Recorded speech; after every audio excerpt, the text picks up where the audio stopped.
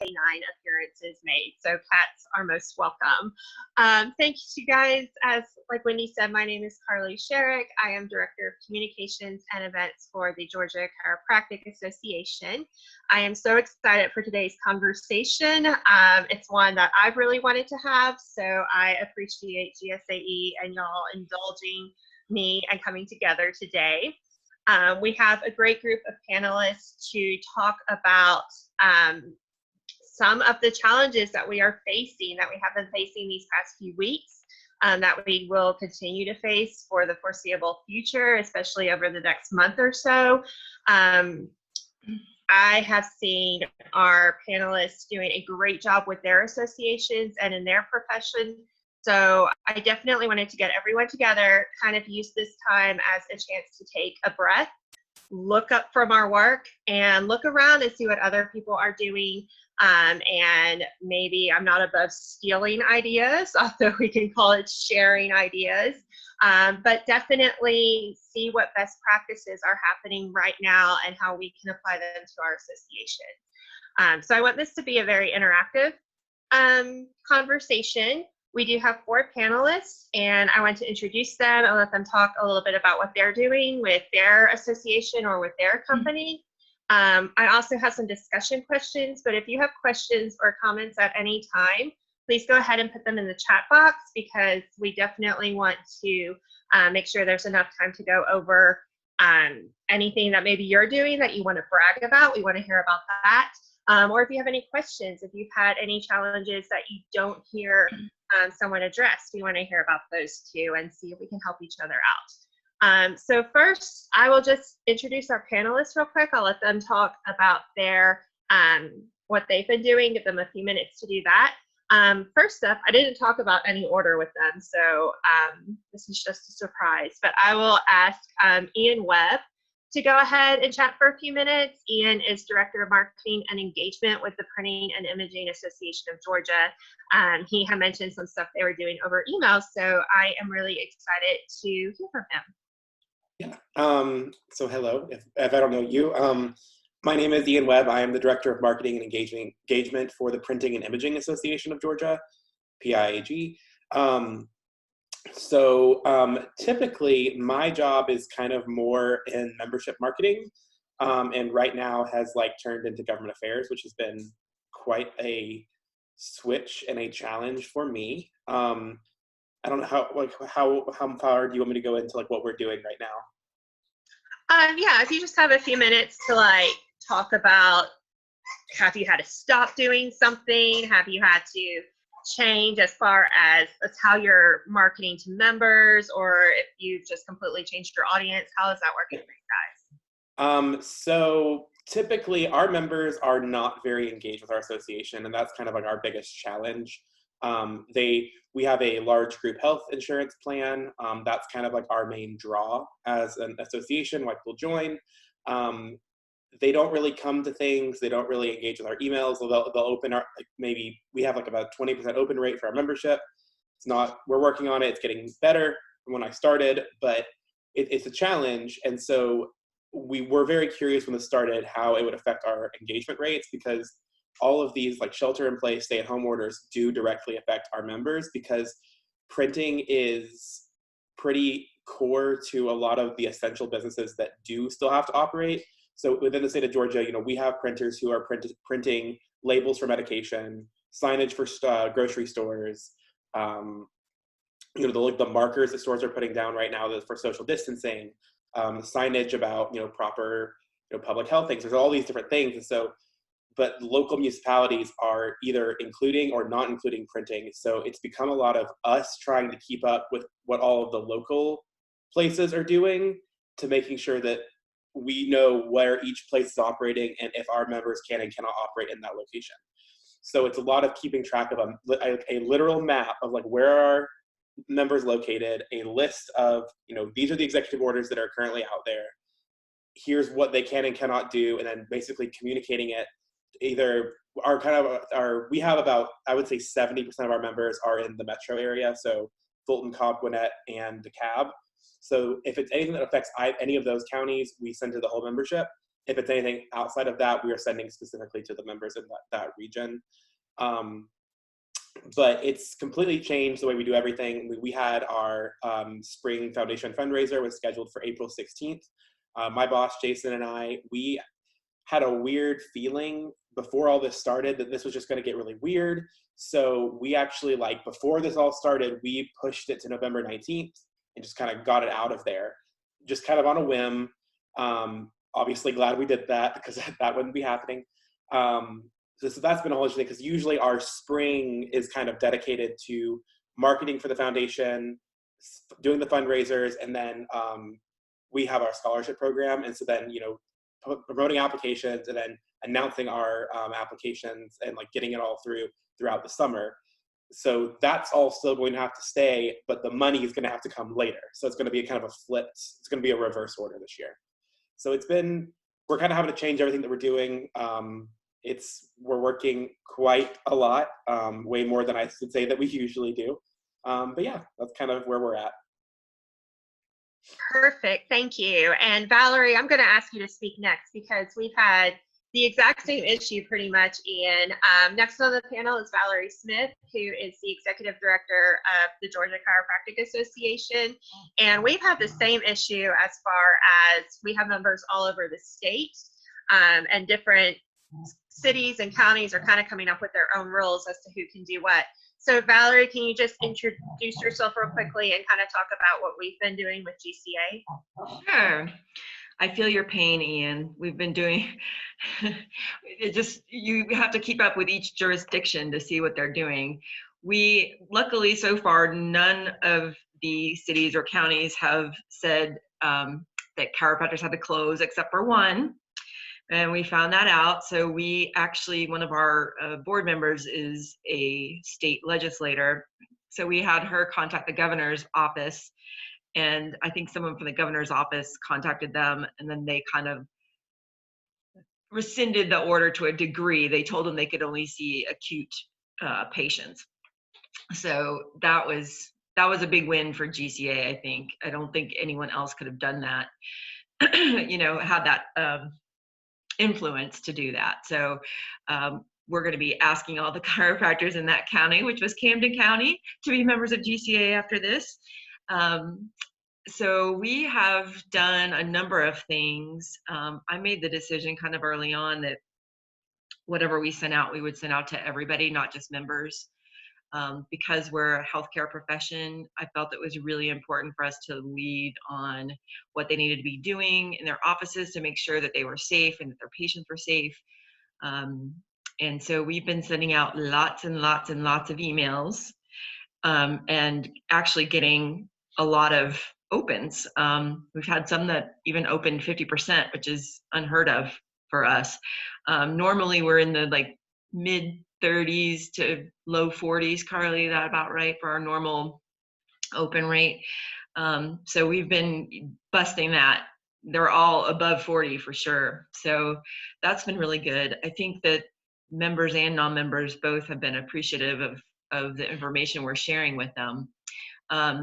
And something that I would say as a tip, and I don't know if this is true of other associations, but this is crazy, but there is an association for state associations of chiropractic. So it's the Congress of Chiropractic State Associations. So it's an association of people who run state chiropractic associations. We have been totally stealing stuff from them left and right. Everybody who puts something out shares it on a I think, I don't know what platform they use. I think it's, oh God, I can't remember, but they have a platform where they have everything, all the things people are sending out, and I just go in there and look at stuff. I mean, some of it we've done ourselves, but everybody's putting that there so that everyone can access it, so you don't have to reinvent the wheel. And that has been a godsend. So if you guys have anything like that in your industry, I would definitely recommend using that as a resource for messaging. Some of the things that Carly had sent us about our messaging, has our messaging changed? And yes, it has. we had our messaging prior to this was that chiropractic was the alternative to opioids. Now our message is that chiropractic keeps back pain patients out of hospitals and primary care offices. So we're kind of positioning ourselves as, hey, this is a category of people that still have pain. If they don't go to their chiropractor, they're going to have to go to the hospital. We don't want them going to the hospital because the hospitals are busy. So that's how we've been positioning ourselves since this happened. And we have put a few things on hold. We just launched a membership campaign that included some mailings and also some personal visits. Obviously, that has been put on hold for now. Our whole staff is working from home. Except one of them is going in occasionally to do some paperwork and get the mail and stuff like that. And basically, I feel like I thought, oh, working from home will be so great, but I think I'm working harder at home than I ever did in the office, because you don't have that turn off, where you leave the office and shut the door behind you, because you're in your house all the time. So that's what we've been doing. We can plug the Pajama Brigade there. Yes. They have been hosting a lot of webinars through GSAE about working from home. So if anyone else is in that situation, check out the Pajama Brigade, because we are all, I'll call myself out, I'm wearing pajamas right now, pajama bottoms. So we are all in the same situation. Our next panelist is Jacob Walder, who is Senior Director of Operations and Communications with the Building Owners and Managers Association of Georgia. Thanks, Carly, and thanks for the opportunity to speak on the panel today. I'm talking to everyone from my bunker, so if you're wondering where all the toilet paper in Georgia went, it's right here behind me. So I was joking with Wendy earlier, better one, better two. I'm going to switch to this for the rest of the day, just so that we are all behaving ourselves and not being too silly. So as Carly mentioned, I work for the Building Owners and Managers Association of Georgia. And, a lot of the conversation and questions that we come together to talk about today, I just feel like I can answer each and every single one of these things that we've moved through, and that we talked about with Carly in advance. But we're a trade association serving commercial real estate all throughout the state of Georgia. And we're tangentially related to a lot of other real estate organizations, some represented on this call today, who are in the construction field. So we're very fortunate that both our service partner side, what we call our allied side, those who are maybe a little bit more in the construction field, they have been covered by a lot of the exemptions of being essential workers. One of the things that we did early on, as folks started to go home and shelter and not go into work, is we saw that there was going to probably be an order come down to shelter eventually, either by local municipalities or the governor. So, the running joke used to be when we would gather that who's in membership at their association. Well, we all are in membership at our association, but I feel very much what Ian said earlier, that we're having to be also, advocacy professionals as well during this time. And so, that letter to the governor that we sent, members of a real estate trade group that we're a part of sent letters in support of construction. So far, for the most part, it looks like that's able to continue on just normally. So in terms of our members' ability to operate, that's not been an issue. Where it has been a challenge for our association, and as Aaron or anybody who's familiar with Boma, Georgia can tell you, is we are very events heavy as an organization. So we have professional development classes for folks to earn their designations. We have workshops, seminars, shared interest group meetings, and our calendar is full throughout the year. I mean, people are shocked when they see it. So as you can imagine, when we first had to pivot, realizing that we're not going to be asking folks to gather anymore, we had to triage all of our upcoming events, two of which were very big. So we started, and I track this in Airtable, so everybody who knows me knows that I love Airtable. We ran out a list of all of these events that we're postponing because we're eventually going to have to do something with those. And so we postpone them and have them in a holding pattern for the most part. But there are bigger events, flagship events as we call them, that are like our Boma Bowl, and then one of our biggest revenue generators. Did I freeze? I'm gonna hang tight. You're a little laggy, but I think you're good. Am I back yet? Yeah, you're back for me. Hello? We see you. We can see and hear you, Jacob. Hey, Jacob. Jacob may be having some technical difficulties, so let's go back to him if we can. Or he's just He's a robot. He's a robot a now. robot right now. That's fine. That's okay. We'll come back to him. We'll go on to the next panelist so we can get some discussion questions. Dan Curran is president of Curran Public Relations. I thought he would be a great way to kind of bridge the gap between introducing the panelists and then getting into our discussion questions. He shared with me some of his crisis communications efforts with people ahead of time, so I'd like to hear about that from him. And he's just going to share a little bit too about what some of the trends he's seeing as far as response to this current pandemic situation. So Dan, if you don't mind talking for a little bit about Sure. your experience. Thanks very much. So I'm using my iPad. Can you guys hear me okay? Yes. Yes. Okay, that's great. Okay, so number one, I would say welcome to my world from about working from home. I have been a member of the GSAE since 2008, and in 2010, I started Current Public Relations. And I actually started it 10 years ago in March. So this is my 10th anniversary. Thank you. I've been able to do that because of my work with GSAE members, which I really appreciate. I would just throw out there for people who are new to working from home, you have to set up a routine for yourself. You have to make sure that you get dressed in some semblance of normalcy every day. You have to have a defined space that you go to. You have to invest in your technology, whether it's an iPad, an iPhone, making sure that you have the latest laptop and operating software for everything you can think of. And also, you have to be able to put your office in a room where you can close the door and walk away from it, or else it does become all-consuming.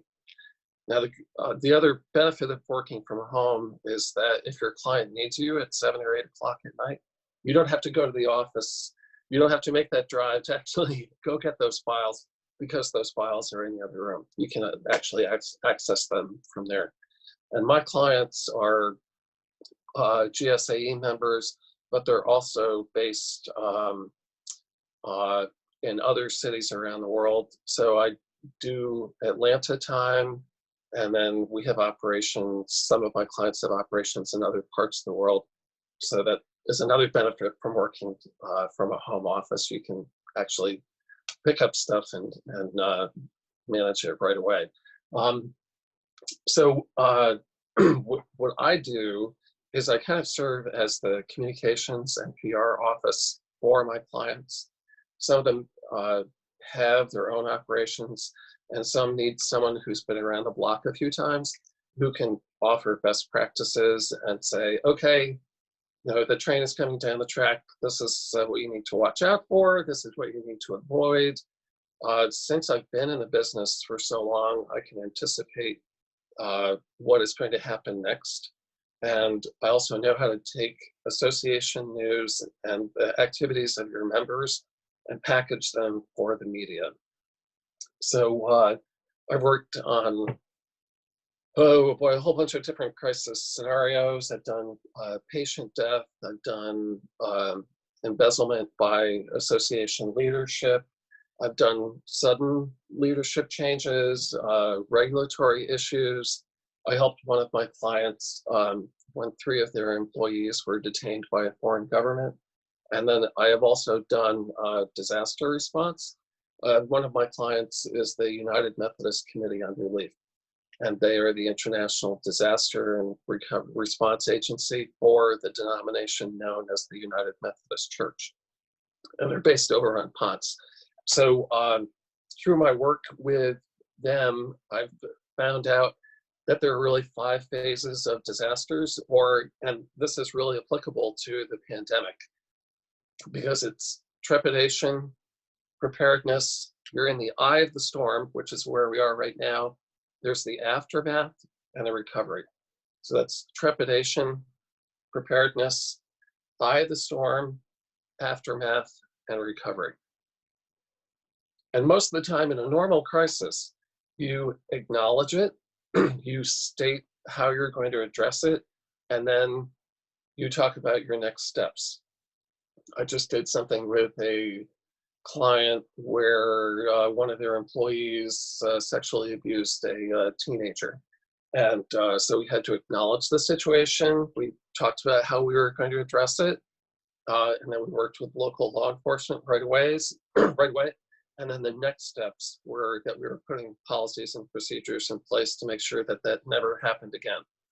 And then when you have an industry crisis, you have to know your audience. You have to know who you're talking to, whether your channels and your communications methods are for your external audience or whether it's going to be for your internal membership audience. You also have to know when to stop, because sometimes associations have a tendency to throw up on their members and just keep talking and talking and talking and sharing information. And sometimes I think one of the best practices that I would throw out there is that you have to remember that the people in your profession or your industry have a tendency to self-select where they're going to get their news. They could be getting information about the pandemic from CNN or MSNBC. They could also be getting it from your national association. They could be getting it from the state association, or they could be getting it from their trusted peers. So you have to manage your amount of flow and try to figure out when is too much is too much. You also have to know when to move on, because the pandemic is the latest and greatest. It's the hot topic right now, but pretty soon we're going to deal with topic burnout. People are going to be tired of hearing about it, and it's going to be like, oh, goodness gracious, not another thing about COVID-19. I'm already experiencing that a little bit with members of the media, and the members of the media are getting frustrated because they are very social animals. They like being in the newsroom. They like going out and digging for a story. They like interviewing people. They like being out of the house. And they are also very panic-stricken because many of the media outlets are starting to downsize. Like Atlanta Magazine today just laid off 5 people. And there's a question about whether Atlanta Magazine is going to survive the pandemic. And then another thing that I would suggest is that each of you should chronicle your efforts and chronicle what your members are doing, because you will be doing an annual report. And I lived through 9/11. I was working for a professional association that represented not-for-profit, mission-driven, and public long-term care providers, many of whom were on the front lines of the initial response to 9/11. One of my favorite stories is a guy who ran a nursing home that was a few blocks from the World Trade Center. And he saw hordes of people coming uptown covered with asbestos and with dust. And so he figured out how to open the standpipe on the side of his building, and he was spraying people down as they walked away from the World Trade Center. he'd also just received a shipment of 100 wheelchairs. So he unwrapped all the wheelchairs, and if anyone was in tough shape, parked them in a wheelchair, picked somebody out on the street and said, okay, you need to go north. And what we did is we did an email, tell us how you helped. And then we were able to convert that into, here is how NIASA members helped. And so you can do the same thing for your association. You can ask them, tell us how you helped. And then you can very quickly change the verbiage on that to, here is how we helped. And your members will love being seen as do-gooders, and it will help reinforce the value of your association in the minds of new and potential members. Also, this would be a great time to, I know we have a little bit of downtime personally, and you're all working from home, so your days are much longer. You have all sorts of free time. But this would be a great time to review your communications programs. Look back at 2019 and try to identify your favorite story from 2019 and see how you can replicate that in the latter half of 2020. If there was some really good story that you got a lot of media coverage, your metrics went off the rails when you shared it on your association Facebook page. What was that story, and how can you do that again in 2020? Also, you take advantage of this moment to say, okay, what publications do I put out that I need to kill or that I need to beef up? You can use a pandemic and a crisis and a disaster as rationale for making those tough decisions about your communications vehicles. And also, do you have a LinkedIn group? Are people getting their information from you via LinkedIn? Is that a good waste of your time or a good use of your time? Or is it a waste of your time? And then also try to figure out, as time goes on, how mediagenic are your spokespeople? Do they freeze up when they see the camera? Do they get like really panicky and kind of run in the other direction? Or are they, do they just love the camera every time they see it? And how well do they do at internalizing your talking points? And if they need help with that, I would offer media training. That's one of the services that Current PR provides. I've done it with executives, I've done it with government leaders, I've done it with prison guards, I've done it with airline pilots, I've done it with realtors, everything. Everyone can benefit from it if you have an association that is led by board members that change on a rotating basis. That's definitely something to consider. And then also try to think of the resources that you have right now that you will need if we have to go through it again, because there is a chance that the pandemic will come back at the end of the year. That's one of the reports that I'm seeing, is that this is phase 1 and that we may be up for phase 2.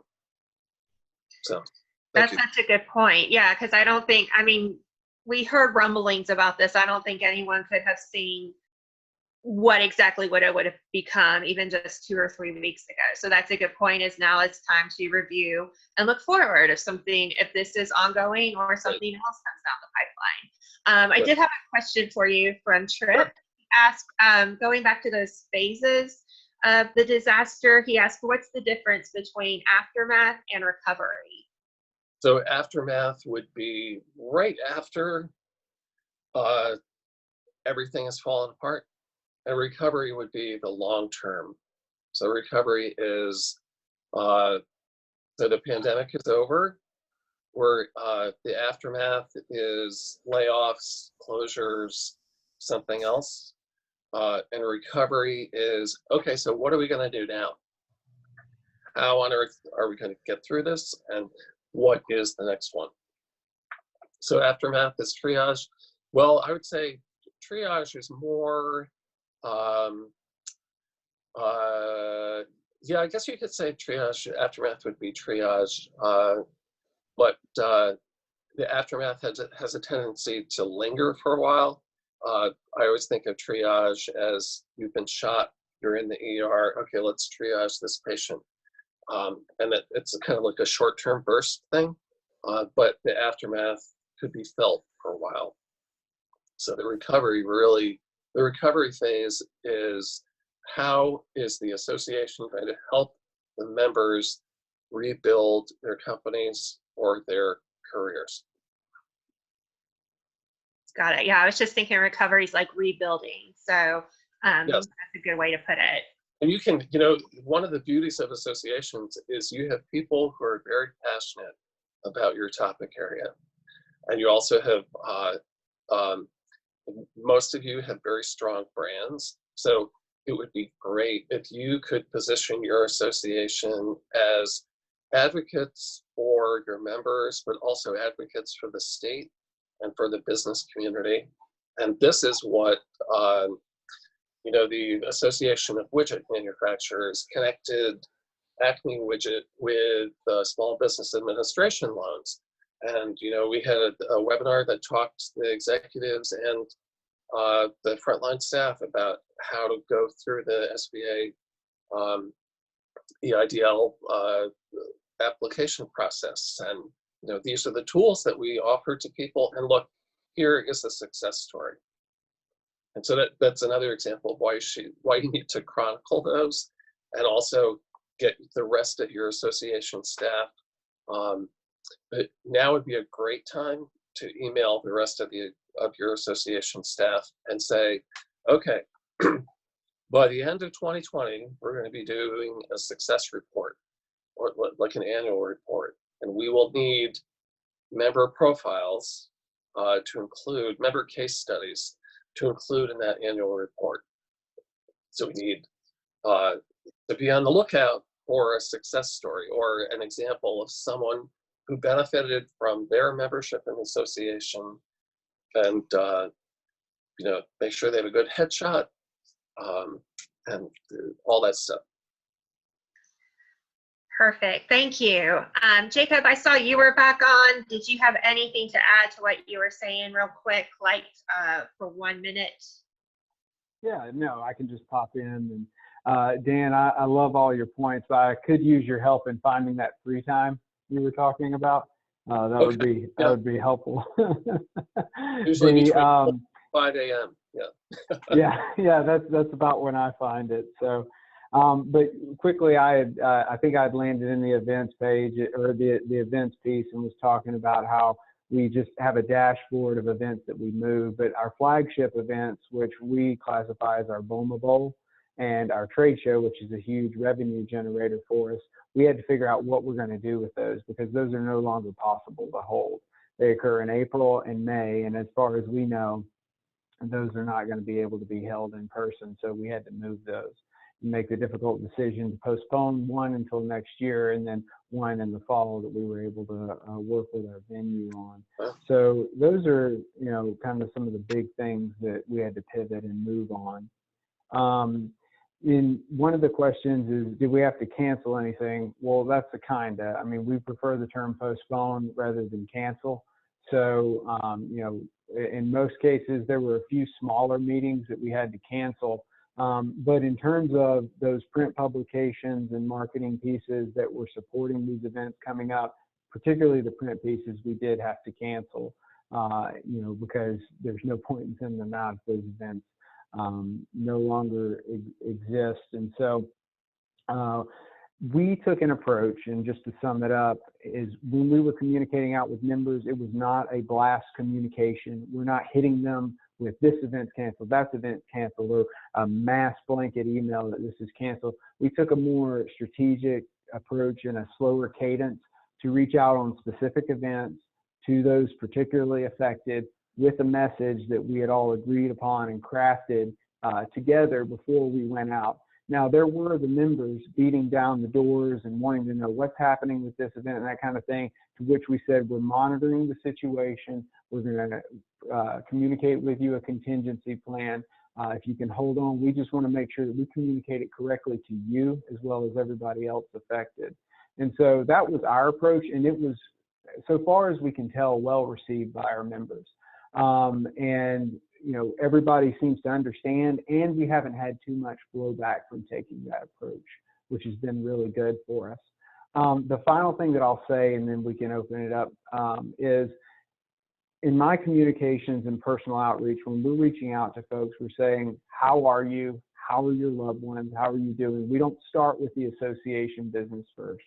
I like what Wendy said about, you know, find your tribe and love them. That's what we're trying to do. And then we have a conversation about, here's what Boma George is doing. And our mission does not go away just because our meetings in person have been taken away. So we are still trying to be essential to success in the real estate industry. So that means that we need to reformat our programs. We need to provide new tools and resources. And we've spent a lot of our times, which I'm sure we can talk about later, in providing those new tools, resources, webinars, and programs so that our members are able to build community, which is essential in an association, but also still stay educated on how they can respond and be successful. One question I did have for all of you, but especially since Jacob and Dan touched on it, Dan, I think, referred to it as information fatigue. And when this all kind of started, you know, I feel that in GSAE, we were kind of just sending emails out, and we were on Facebook, we were posting everything. But there is a good point as to people are going to start getting tired of that. Especially, I felt like every single restaurant I had ever eaten at in the past 5 years sent me an email about how they were reacting to the pandemic. So it's not just us reaching out to our members, it's this nonstop flow of information. So what are some ways where we can still make sure that information is getting to our members what they need to know without them just suddenly tuning out? How can we address some of that? Well, one of the things that I would suggest is that you batch your news. So if you did it into like a collection, like if you did an update that would summarize your recent positions or the information that you want to share, rather than trickling them out, I would do a batch thing. And then also, this is a great time, speaking of tribe, this is a great time to also share the good news. So, you know, don't stop doing your newsletter that will have good news in it. If your members are comfortable sharing personal accomplishments or cute pictures of their dogs or something like that, you know, because many people join an association for the networking side of things, and then they end up developing friendships with their fellow members. So try to, I would say, you want the hard-hitting news of what you're doing in response to the pandemic, but you also want to remember the softer side and keep the connection. Now let's see, what about blogs, posting on the website? I'm in favor of blogs, but you have to make sure that you have someone who is committed to doing it. Also, if you're going to send updates out, you have to say that you're going to send them out on an occasional basis. You don't want to tie yourself down to doing it every day, or else you are going to go around the bend. It's just going to, it'll be too much for you to bear. So I would batch the stuff, keep the softer side of life, show the, and you know, maybe this is the time after the social distancing stuff or the physical distancing order is lifted, it would be a great time to have a good party, you know, and have some sort of social networking event, because people are going to want to get out of the house, and they're going to want to see their friends, and they're going to be anxious to try to pick up where they left off and, you know, get those deals rolling and do what they do best, which is attracting new clients or networking. They're really, really going to be anxious to do that. Valerie, oh, I'm sorry, Ian, go ahead. I'll jump in. So we've kind of been doing what you kind of just said, Dan. So we batch all our information. So we told our members that we were going to send 1 email a day. And basically it has all of the updates for our members from all things. So the email is usually has between 4 and 10 sections of the email, kind of updating on where we are in terms of the stay-at-home orders in Georgia, because they do keep changing. I mean, literally by the hour. And then we had the issue over the weekend where, City of Atlanta issued theirs and it didn't include printing. So then we lobbied for it. We got it added again. So then we had to send another email saying, never mind. So we kind of do hold everything, but I would say 94 to 97% of our members are less than 20 employees. So they are really small businesses. So we're also pushing out a lot of the information right now about the payment protection program, the SBA short-term loans, how they apply for these, and then also providing for the employees that are on our list. And we do have, several of them are deciding that the best option right now for their business is to either furlough them or lay them off, so that they can reap unemployment benefits, and then they'll hire them again after this is all over. So providing the benefit, the ability for our members to either communicate to their employees, hey, this is the steps to apply for unemployment in Georgia, or if our members are on our list, our employees on the list, directly giving them that information as well. Right. One thing Dan touched on was the networking aspect of everything. And Valerie, I wanted you to talk about this for a moment, because obviously it's not in person, but we have started using Zoom as kind of just a way for people to socially be able to get together during this time. Chiropractors in particular, they have very small offices as well, generally speaking, and it's an individual solo practice, so their networking and social events are very important to them, so they can get feedback from their peers. So this is also a way for us to get our sponsors involved. They kind of get to host these networking events. So Valerie, we just did one last week. Did you want to talk about that for just a moment and share how that went? Sure. So we normally do in-person events called Sips and Chips, where we meet at a restaurant or a bar and have a couple hours of just chit-chatting and some snacks. And we had to cancel we had one scheduled for the 19th, so we had to cancel that. So we did a test. We tested this first because, we want to make sure it went okay. So we asked one of our sponsors, who's an orthopedic surgeon, to come on, and then we invited our board to come on and talk to him. And it actually went a lot better than I thought it would. I thought it was going to be kind of awkward and lots of silences, but it turned out it went pretty well. The partner talked for a little bit, and then I think what worked was that I kind of facilitated it. So I knew everyone who was on there. So I kind of called on them and said, okay, this is our president, and then let him talk for a few minutes. And then I said, okay, here's our secretary, so it went actually pretty well. I think everybody enjoyed it. So we are planning to do another one next week with a different partner. So I'm hoping it will go as well. We're going to open it up to more people. I think we're going to try to cap it out about 20 or 25 participants, because otherwise people won't get a chance to talk. But I will let you know. I'll keep you guys posted as to how it goes. Hopefully as smoothly as the first one did. One question I had, oh nice, happy hour for Supplier Council. So you can drink wine anywhere is what we're finding out through this pandemic. One question that I had that some of you touched on earlier too is, how has tone had to change from, and at any time of day? That's right, Erin, that's an important point. But how has tone had to change? For example, we can't exactly talk about a pandemic and a super happy, everything's fine, don't worry about it tone. Obviously, we know not everything is fine. A lot of things have changed for our members. We also have had to shift maybe some of our membership recruitment as well, since a lot of people are very concerned about finances these days. There's a lot of uncertainty, especially over the next few months, what those things are going to look like.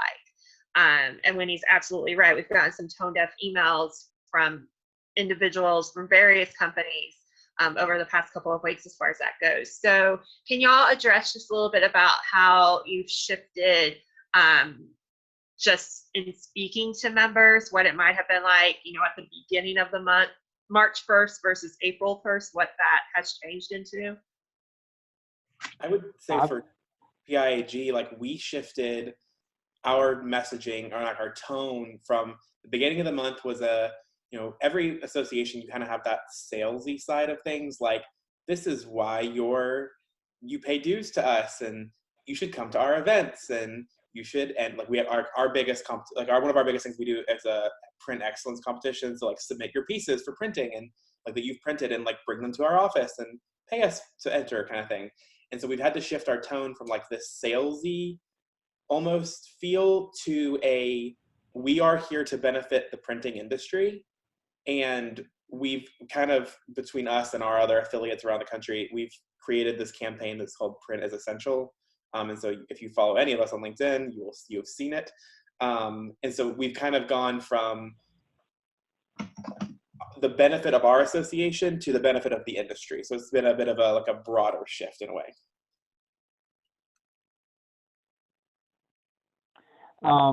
For Bulma, Georgia, I think answering this question, I'll go back to the way that we're communicating in general. So I brought up the example of, when we canceled our events, how did that go? That was a staged approach. So who are we going to call? Who's going to get a personal email from us? And then who gets the mass email, right? So we would take time to call volunteer leaders.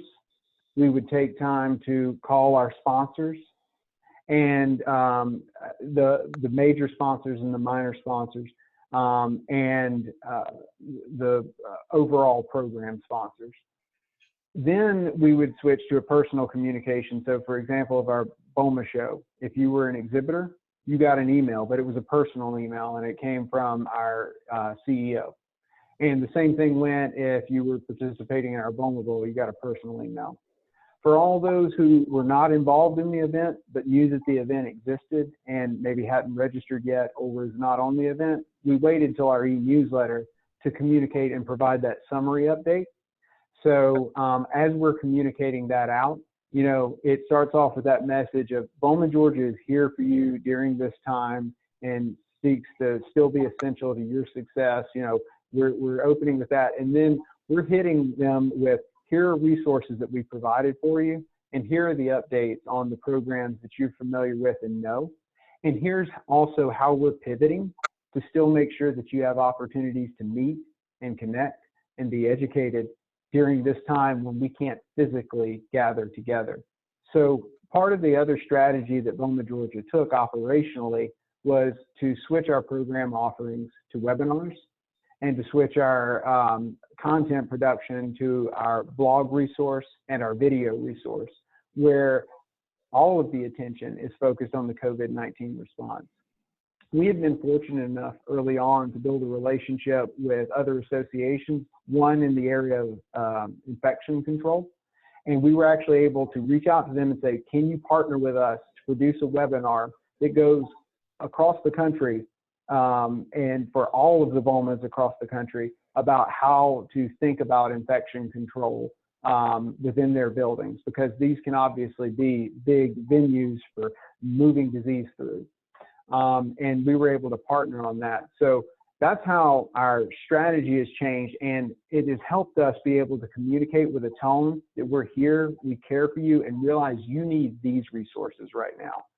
We've also made a decision not to reach out to our service partners or ask for donations during this time in a large way, because obviously that would be a tone-deaf approach, right?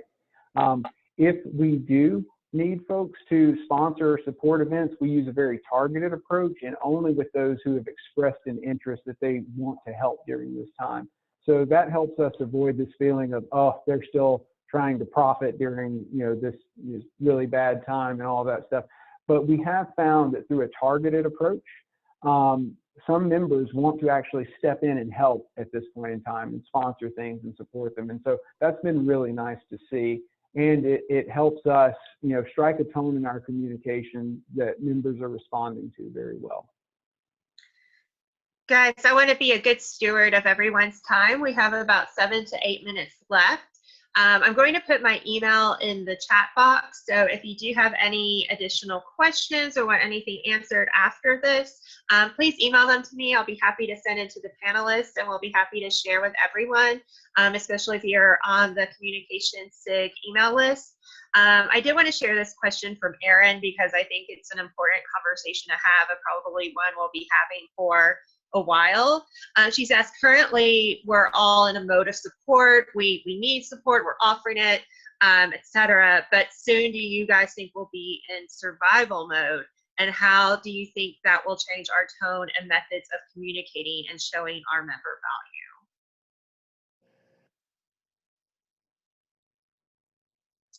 value? I think there's a good chance you could be in survival mode because of, I think, I'm glad I'm not on the budget committee for the Georgia General Assembly because the tax receipts are going to be way off. And I wouldn't be surprised if the state starts to impose new taxes and fees on all sorts of professions and industries. So I think it is going to be a tough year or two. So I would say your tone will definitely would go heavy on the, we are lifting up the profession. We are your advocate. We are your friend. Don't leave us behind. We are an essential part of your career and your industry. I just know, thinking back to 9/11, I would say the business community was not really back to normal for at least a year or two, and I would equate the hit to the economy that the pandemic is inflicting. I would equate that to 9/11.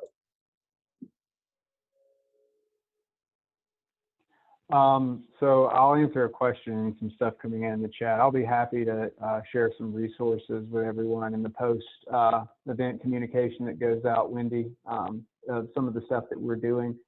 But with regards to Erin's question about survival mode, and Erin probably knows this, is that I'm fortunate to work for an organization that is very strategic in its thinking in terms of how much reserves to build up and how to do well during a time where the economy is doing good so that we could weather storms like this. One of the things that we will shift and likely focus on as we continue to move forward and navigate this storm with our members, and that's the message that we're communicating, we're doing this together, we're with you during this time, is, from an operations standpoint, you want to break even, you want to hit budgets, you want to do all that stuff, and those are all still important to pursue. But if we can remain essential to our members by what we're offering, and I recall coming on board with my organization now post-recession, and things that this organization that I'm with now did to offer low and no cost educational opportunities to our members that have stuck around to today. They remember that. They remember that, we weren't trying to profit, that, we had all of these opportunities. Now, there are still paid things that you do with the organization, but from everybody to the owner of a real estate property, all the way down to the maintenance techs who are, doing the grunt work that makes these buildings operate and run, we're providing programs for them that help them still be professionals when budgets are tight. And that's, I think, the challenge that we'll all be facing soon is our members' budgets are going to shrink up, and they're going to be looking for, when I have to make an investment, is it going to be the most bang for our buck? And so there are things that we need to communicate, but there are things that we need to consider operationally for our organizations moving forward. Ian, did you have anything to say? I saw you had unmuted yourself there. Are you good? I think I'm good. I don't really remember. Okay, I just wanted to make sure. I will say one of our attendees, Trip Cook, said he had something to add really quickly. So, Trip, if you can unmute yourself, if you want to go ahead and speak. Yeah, can you hear me okay? Yes. Sound good. I apologize for any cat cries in the background. That's a part of my home office environment. I really like the comment about share your pets during this home working time. I think it's a really great way to engage on social. So something that's not critical because we all need that kind of thing. What my association did late last week, and my association is the National Association of Elevator Contractors. We are a national association. And so my executive director has been a member of ASAE for years. I've been a member of GSAE for about 20. We had this call, and it wasn't a video call like this. It was an audio call for all members. We have over 700 company members and over 2,000 individual members. I thought it was going to be a hot freaking mess. It wasn't. It was actually pretty amazing. That was ad hoc, and it didn't feel completely polished, but nothing is right now. Nothing, everything is, you know, bootstrapping up and getting what you can do done. So I put that out there actually as a recommendation, and I would not have recommended that before this experience. Several things came out of it that I thought were going to be good for any industry, and this is a part of the value that Jacob, you're talking about for members. Sometimes we have the meta conversation about how we communicate, about our communications and the messaging tone, but sometimes it's what the members ask, what are you doing for me? What is my messaging? What is it I can do? And what came out of that call were a couple of things, and I think this would apply to all of us. Sometimes there is an opportunity when everybody's at stay home. Sometimes that becomes some void that you can fill in with the print industry. Sometimes it's a void you can fill in. For my industry, the buildings are vacant, so it might be a good time to go do the servicing. Add some services, and this can be under the what you do, Dan's comment about what you did to help comment.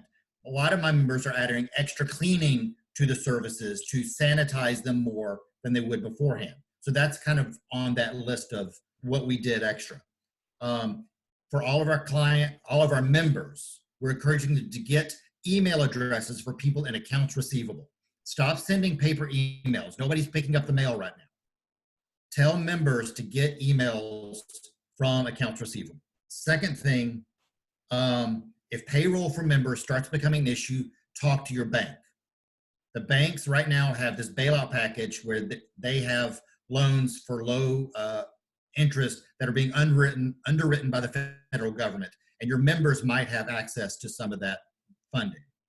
Third thing is if your members have sales staff, like I would expect the large companies in print would have sales staff. I would expect BOMA would have members with sales staff. Reorient that sales staff of your members so that they're not doing sales, rather they're talking to existing customers to remind them that they are a priority for that company. Just to touch base, just to make sure that the relationship is solid. It's a nice way to provide an extra touch point for staff that might be a little idle right now. And lastly, fourth, tell your members to review their contracts with their vendors and the people that they contract with for customers. Because when all this is said and done and all the dust settles, ultimately we are fairly litigious as a society, and they will need to be reminded what they had the rights to do per their contract. So these are just good tips, I think, for everybody, and I wanted to share them with you. Definitely very good advice. Thank you so much, Trip, for chiming in. That was a really good list of things to recall, because things are so crazy right now, and it's easy to forget some of this stuff, but we all are in this together. And I hope this was very helpful for everyone joining us today. Hopefully, maybe we can do something like this again in a few more weeks. as this progresses and we start to get a better grasp of how things are going. So a special thank you to Jacob, Ian, Valerie, and Dan for being on the panel today. Thank you to Jenny and Wendy with GSAE. They are all fantastic. We will send this recording out to everyone in the communication SIG. And then again, you have, I think we all put our emails in that little chat box for everyone. So feel free to always email us if you have any questions in the meantime. So thanks guys so much. And I hope you all have a great rest of your day. Thank you guys. Thank you. Thank you.